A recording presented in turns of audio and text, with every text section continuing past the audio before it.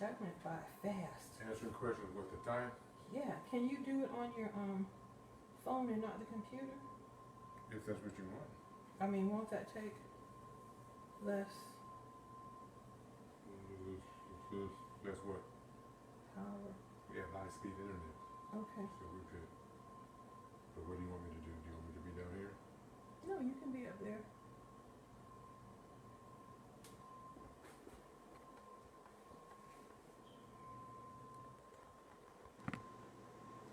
That time went fast. Two people, you and me are on. It's 7 o'clock. So quit talking. Carmen's on.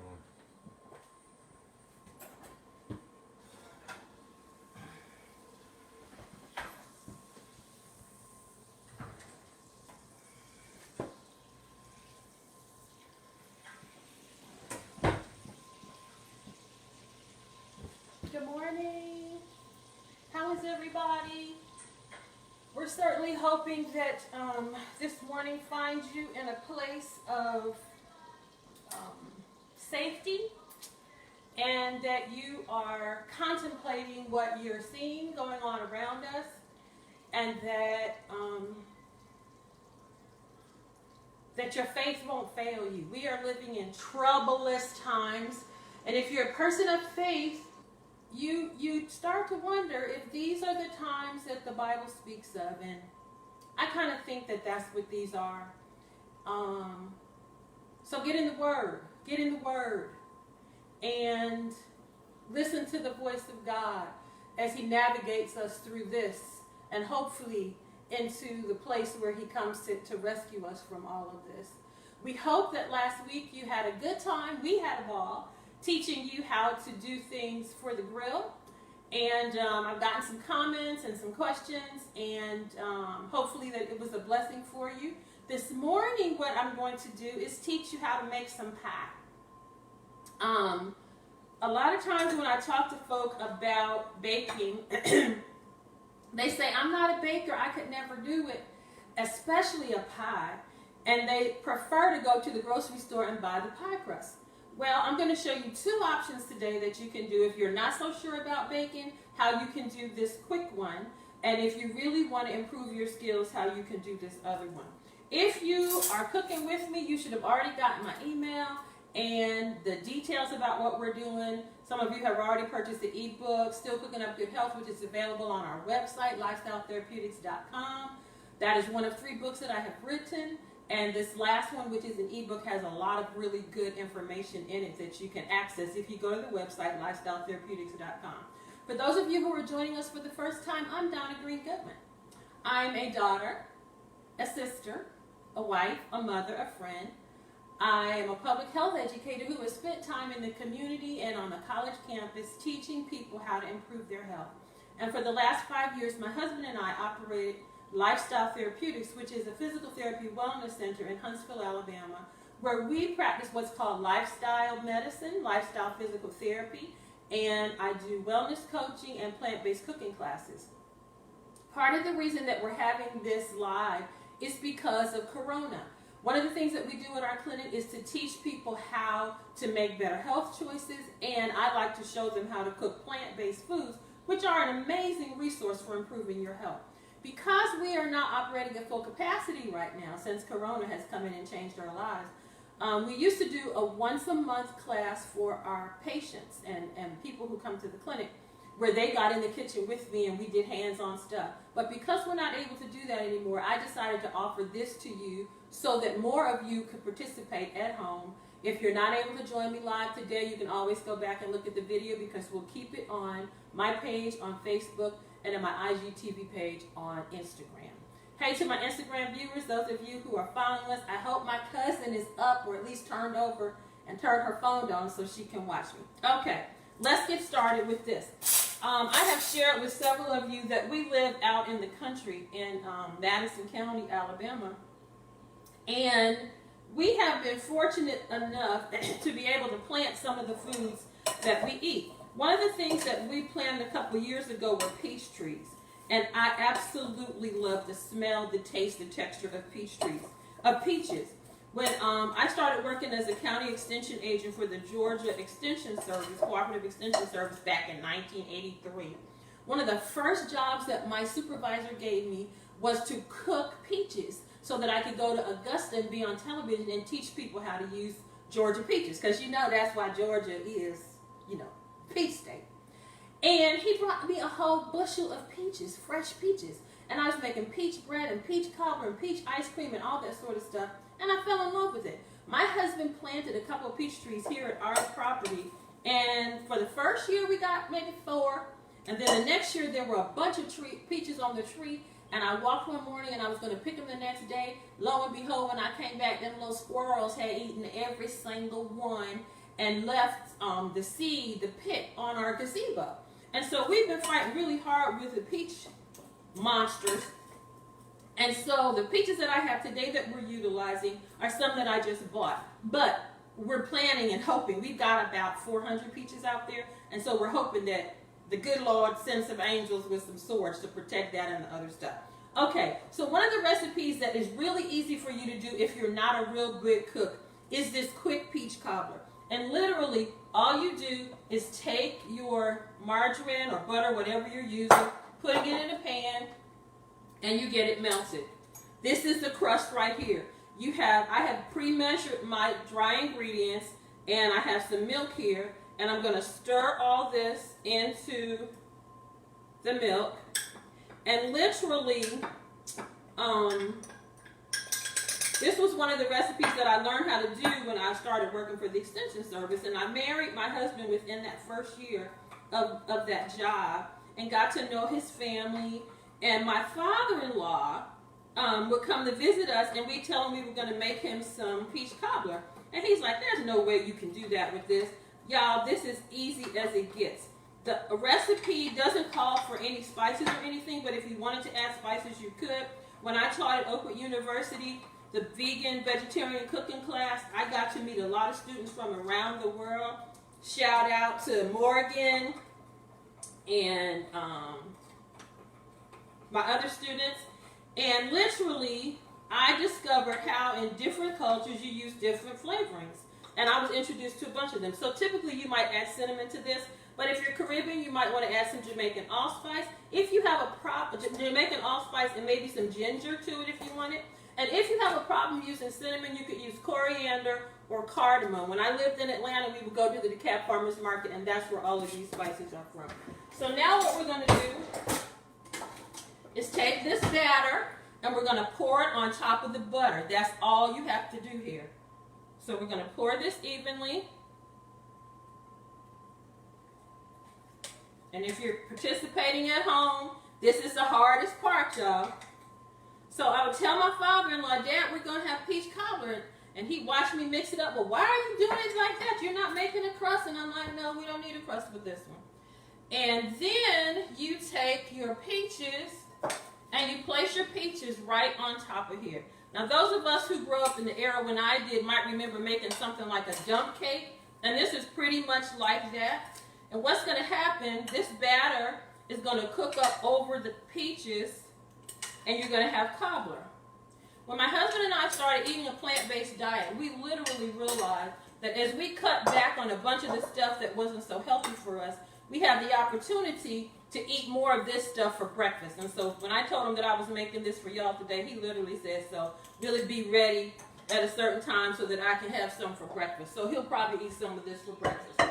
My friend Clara Cobb, I usually make it peach, but when we lived in Atlanta, Clara's like, Don, have you ever done that blueberry? So whatever type of fruit that you like to use, you can put in this recipe. And now what I'm going to do is put it in my oven as it has been over here heating.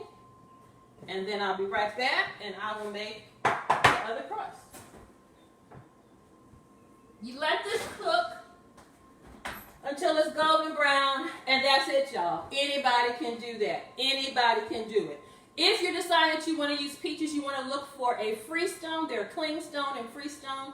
The clingstone, of course, is harder to cut the flesh off the seed, but the freestone, you can take the peach, if it's a freestone, and I don't know what kind this is, but if it's a freestone, we'll see here live. You take the knife and go around like this. And if it's a freestone, it should twist off just like that. Okay? That's your homemade tip for the day. So that's how you can do it. While I put that in a dish, I also sometimes cook my cobblers inside of my iron skillets. And if you have a number of these, you could make individual ones of these for your guests, and that would be kind of cute where everybody gets an individual. Okay, now to the other crust. A lot of times people think that making this kind of crust is a lot harder to do. It really isn't. All you need is your flour, and I've got my flour here. And I like to use a combination of flours. A lot of people who have not had the opportunity to make healthier food choices sometimes look at whole wheat flour and it's a little too much for them because they're used to what a white flour looks like.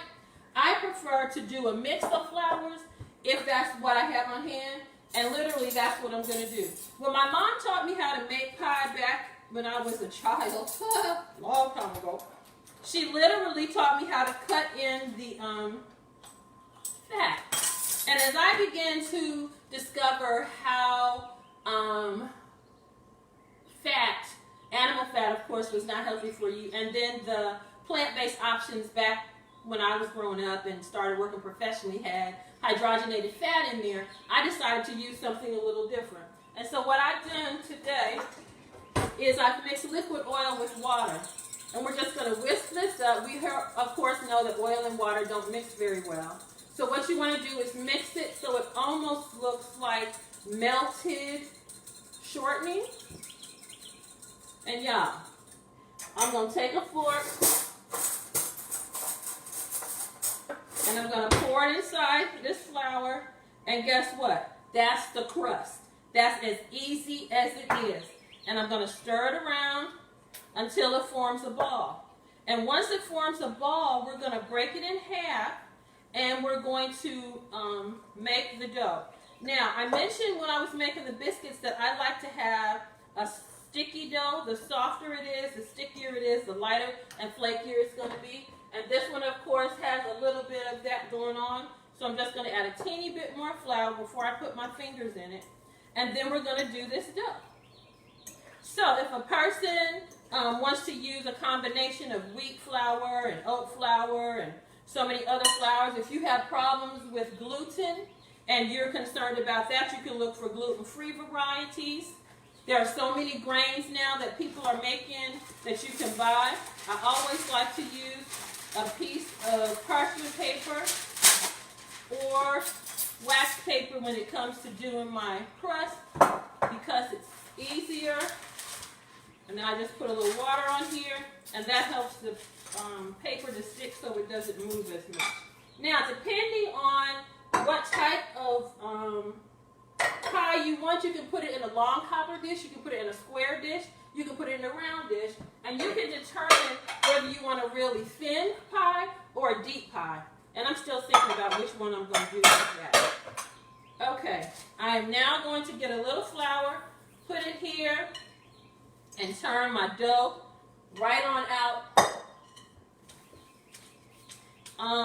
Some of our staff, a lot of our patients have come to the clinic not knowing how to make pie dough, and as soon as we teach them this, then they go home and do it. While we're using this today for a sweet dish, if you wanted to, you could take this same dough and make it into savory. Literally, if you were making a pot pie, if you were making Jamaican patties, you could add some turmeric to this. If you were making empanadas, I had a student who showed us how to do the empanadas, and it's basically the same thing, except they're seasoned a little differently. This is going to be the main pie, and this is going to be the topping. Okay, so now I'm going to add a little more flour here. We have it in a round. And I'm going to get my trusty old roller here, and I'm just going to start rolling. And I'm going to roll it until it's about the size of my pan. Was this easy enough, y'all? I'm sure many of you have all these ingredients right in your cabinet, and you can do this. And I mentioned in my post yesterday that I needed to get my hands in some dough. Kneading and playing in dough is so relaxing to me. And in the middle of all that's going on in this country and my people, this is just such a relieving of tension for me. And it always tastes good afterwards. If you're deciding that this is something that you want to do, and you make the pies with your fresh stuff from the summertime, you can always freeze them once they're baked, and then you'll have them later, and you won't have to go and buy nobody's from the grocery store. You'll have your own. What usually is the rule of thumb when you're rolling out your dough, you can then take your pan and put it in the center, and it should extend about a half an inch to an inch outside, so that when you lift up the dough, it'll fit inside the pan. Okay, so now what I'm going to do... What kind of oil? What kind of oil is that? You can just use a vegetable oil. My husband is asking what kind of oil it is. Originally, I was using canola oil, but a lot of people have problems with canola oil, so I stopped using canola oil. Whatever oil you want to use works just fine. All the other details, of course, for any of these recipes are in the book, which is available online, lifestyletherapeutics.com. Okay, so now we have the crust in there. You see how easy that was? Listen, some of the ladies who come to the clinic, and the gentlemen for that matter, one of my girlfriends, Jerry Pride, we did some pies at the office, and the way that they created, I mean, they were just absolutely gorgeous as to how you can create them. Okay, so we have enough dough where everything has come up over the side evenly, and if you ever have any extra laying over, you just take a knife and cut it off like that so that everything is even. Okay, there we go. So I have the rest of the dough for the top, and I'm not quite sure what I'm going to do with that yet. Now, when it comes to filling, you can put whatever fruit you want in there, a combination of the fruits if you like, and what I decided to do is to use blueberries for this one. And we found out when we moved out here, I believe we have some wild blueberries out here too, and there is some blackberries out here. So if you're a southerner, you know that you can just go pick the berries and mix them up and have whatever kind you want. I've added some flour to thicken this and a sweetener. And again, here's an opportunity for you to use whatever kind of sweetener that you like. We are aware of the fact that sugar really wreaks havoc on the body's immune system. And if you've decided to go plant-based for whatever reason, you don't want to use traditional sugar because part of the processing includes using the bones of animals during the bleaching process. So I have stirred that up. I'm going to add a little vanilla to it. That kind of perks the flavor up. And then I'm going to pour this inside of my pie. We started making this after my diagnosis back in '96, and my girl Vanessa McKnight. I stopped making it because whenever we had family or friend gatherings, Vanessa would make it, and it was always so good and so easy. So doing something like this doesn't have to be a hard thing to do. Now, that's all mixed up. And because the blueberries aren't ready yet on our garden, what I decided to do was just get some from one of the big box stores and use those. When it comes to sweeteners, what kind of sweeteners can you use? You literally can go and get evaporated cane juice. One of the first ones is something called sucanat. It's not as popular anymore, but you can see that it's browner in color. And this is one that I started using many years ago. My husband still absolutely loves this in his hot drinks. And it is just like a freeze-dried version of the evaporated cane juice and doesn't have any negative things added to it. Then as they continue to wash it, then they can crystallize it. That's what I use, sugar in the raw. That's another one which is also known as turbinado sugar. And then if they wash it longer, it becomes more like this, which is kind of white looking, but not white, kind of tan. And this is one of the national brands, Florida Crystals, but you can also find them in your store brand. And what I usually do is buy this brand that you could get at Walmart, most of your grocery stores, and you only pay like $4 for an 8-pound bag. And then I pour this into my other container. If you don't want to have any sugar at all, then you can use something like the monk fruit in the raw. And my girlfriend Jackie uses it just like she would use traditional sugar in the recipes that she used it before. The other thing that you could use is coconut sugar. That's an option for you if that's something that you're interested in. And then the other thing that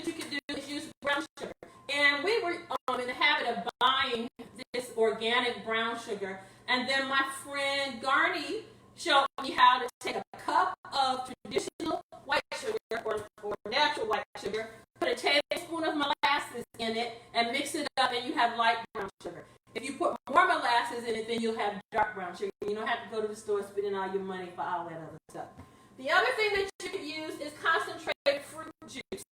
And there's a variation in the recipes that I share that shows you how you can use this instead of any sugar. You would add cornstarch to it to add a thickening effect, and this could be your sweetener. And then if you add stuff like vanilla, that always boosts the sweet value and does not add any excess calories or cause any problems. Now, I think what I'm going to do is roll this out and cut it in strips. And I probably won't finish while we're doing this morning, but I'll post a picture of it when it's done. Doing something like this is fun and easy. And with all the stuff that's happening, I think going back to making a lot of our own stuff is probably a good thing to do. There are a lot of people who I'm noticing are cooking a lot more, and those of us who cook regularly, I know my cousin Nadine is a big cook as well, and she often posts pictures of what she's done.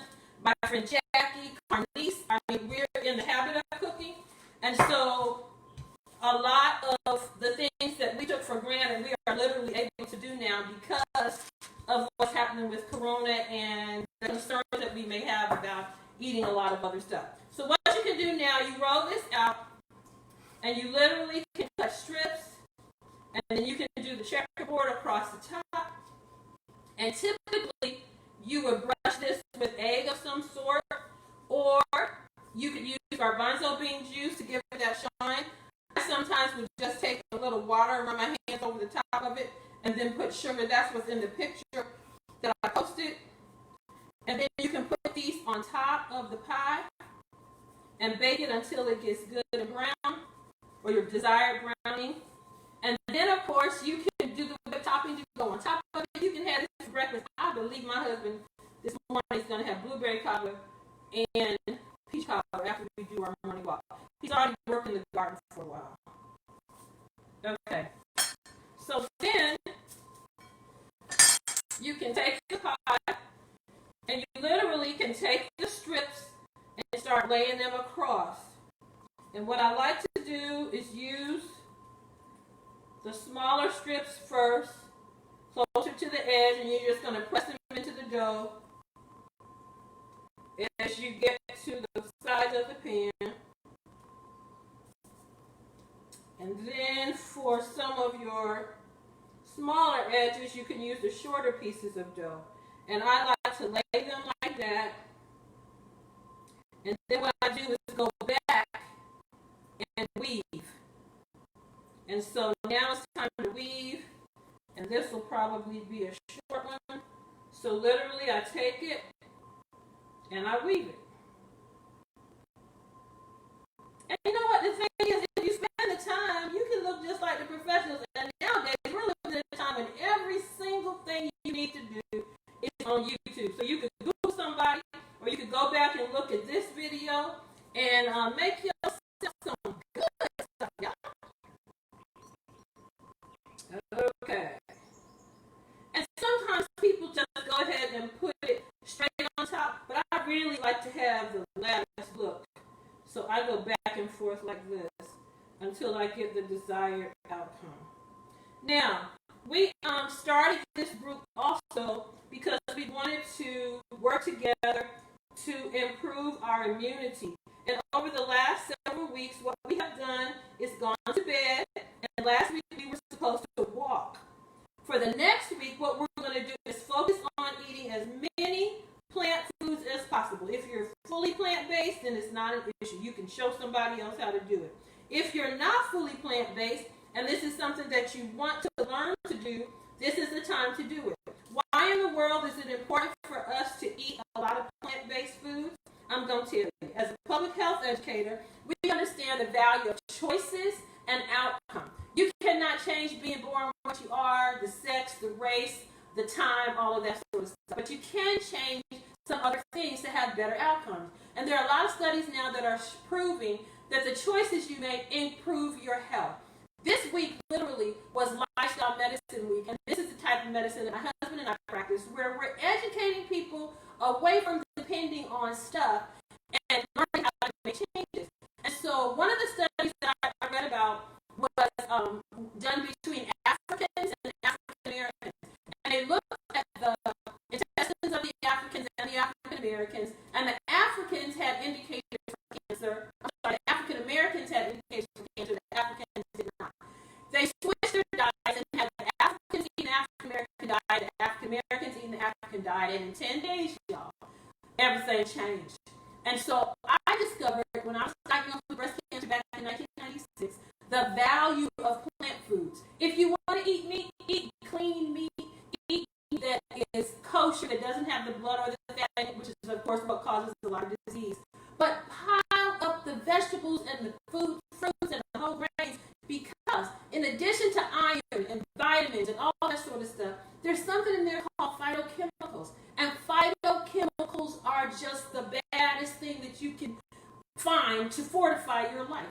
As a breast cancer survivor, I discovered that garlic, grapes, watermelon, tomatoes, all release phytochemicals that went into my bloodstream and morphed out tumors. And that's what I needed to have, because I had tumors in my breast and tumors underneath in my lymphatic system.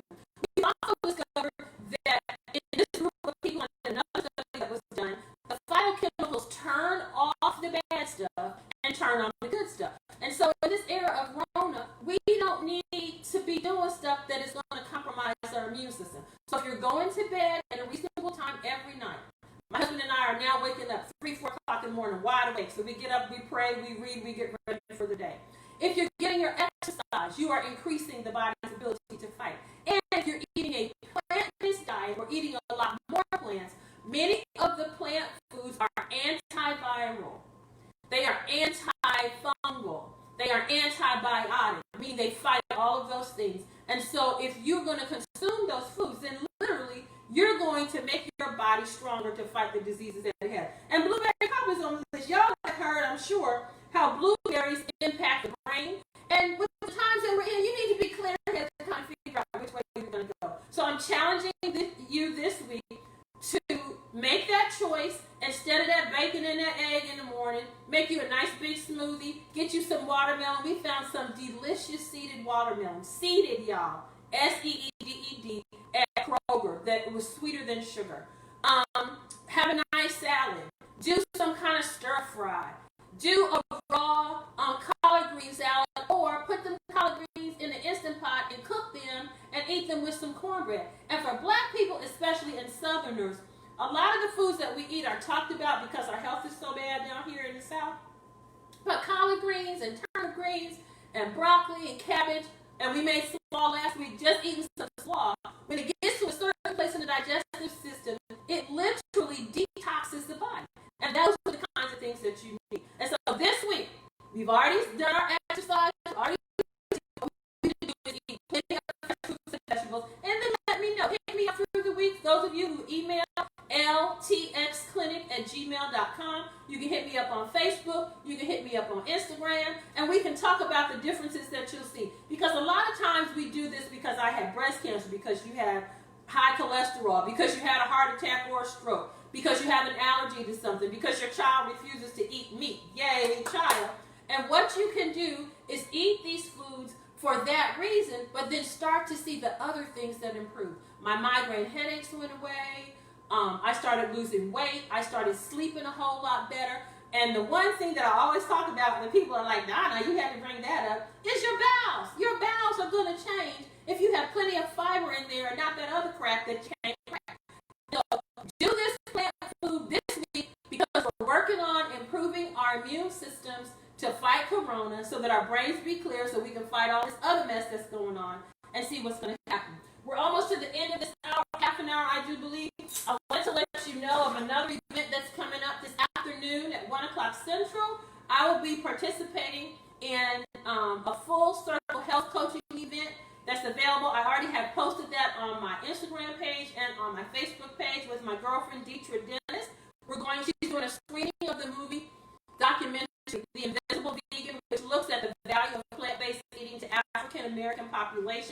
And then at the end of that presentation, Dr. Bobby Price, Dr. Milton Mills, and myself are going to provide a chance to answer questions and that sort of thing. And so I believe her registration may have ended last night, but if she is listening, Deidre, if somebody says they heard about it this morning, if there's a way for you to include them in this, I would sure appreciate it. Okay, I think that's everything that we were supposed to talk about this morning. The peach cobbler smells good. I'm going to finish doing this, and then I'm going to put this in the oven, and I'll post pictures for it. I want you all to take a minute and take care of yourselves. We have no idea what is going to happen going forward. And you need to be in your best self. And as you become better, then you can help other people to get better as well. I'm glad that you were here today. For those of you who don't know, my name is Donna Goodman. I am a daughter, a sister, a wife, a mother, a public health educator, a breast cancer survivor, and I love to do plant-based cooking. I am committed to doing everything that I can to give you the skills that you need so that you too can improve your health and show other people how to do that as well. And so every Sunday for the next few more weeks, I'll be here supply. They want to see the comment. And I'll be able to show you some things. My husband is saying y'all want to see the cobbler. Y'all can't see the cobbler. It's still baking. It's still baking. The crust is rising. As soon as I'm done, I will take a picture of it and I'll post it so that you can see what it looks like in the meantime. Oh, and if you're going to make this pie, you need to get some plant-based ice cream. There's a recipe for that in the book. You need to do the whipped topping. There's a recipe for that in the book. You need to know some specifics about how to do this sort of thing, how to incorporate other stuff into your diet. The information is in the book. The Bible says, the beloved above all things, I want you to prosper and be in good health. And our pastor, W.R. Snell, preached a few weeks ago about prosperity in the story of Joseph. And he said you prosper when you are working in the calling gift that God has placed on you. And so when you're doing what God wants you to do, he's going to prosper it. But he doesn't want you to just have that kind of prosperity. He wants you to also be in good health. And I'm tired of how people being sick. And so I want you to make a decision. As you get better, I want you to talk to other people about how they can get better too, so that we can turn this stuff around.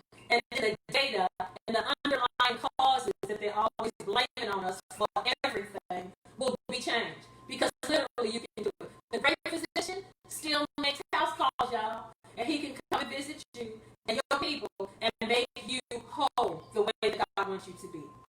Okay, I think that's really it this time.